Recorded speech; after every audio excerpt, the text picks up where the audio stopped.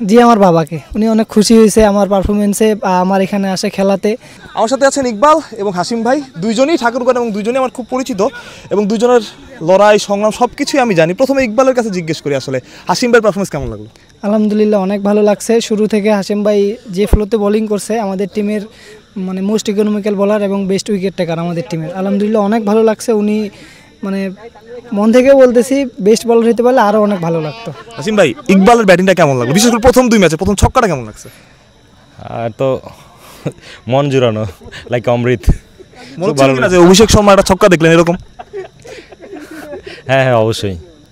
হে played like কি বলে hotspot.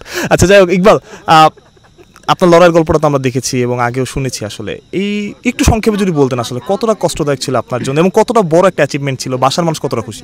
জি, বাসার মানুষ অবশ্যই অনেক খুশি হয়েছে। বিশেষ করে যখন আমি এনসিএল ক্যাম্প করি সেখান থেকে ওনারা অনেক খুশি হয়েছে যে আমি ফার্স্ট ডিভিশন খেলছি, ওইখান থেকে এনসিএল ক্যাম্পে ডাক পাইছি।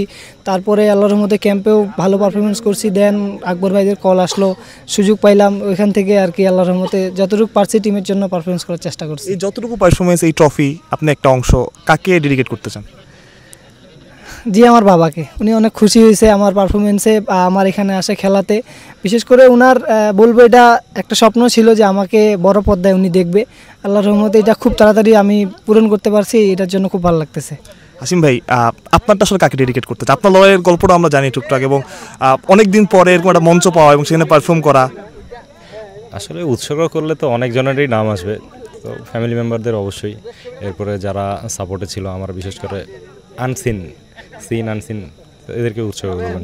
হ্যাঁ ইকবাল, ঠিক আছে। ইকবাল একটু ব্যস্ত আছে, ট্রফির সাথে ছবি তুলবে, ইকবাল সেখানে যাচ্ছে। আমি হাসিম ভাইয়ের কাছে প্রশ্ন করি। Thank you Iqbal.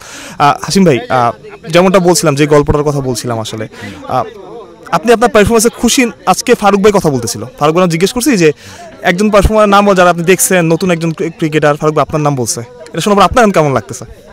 অবশ্যই ভালো লাগতেছে। এই ধরনের বোর্ডের মানুষদের কাছে আমার নাম শুনলে তো অবশ্যই ভালো লাগবে। আমি চাবো আরও ভালো পারফর্ম করার। একদম লাস্ট প্রশ্ন, আগামী 2 বছরে নিজের কোথায় দেখতে চান? ন্যাশনাল টিম ইনশাল্লাহ। আমরা আশাবাদী হাসিম ভাই কিংবা আমাদের ইকবাল, কেউ না কেউ একজন 2 বছর হোক, 5 বছর হোক, একদিন ন্যাশনাল টিমে খেলবে। ভাই best of luck. Thank you so much. Thank you.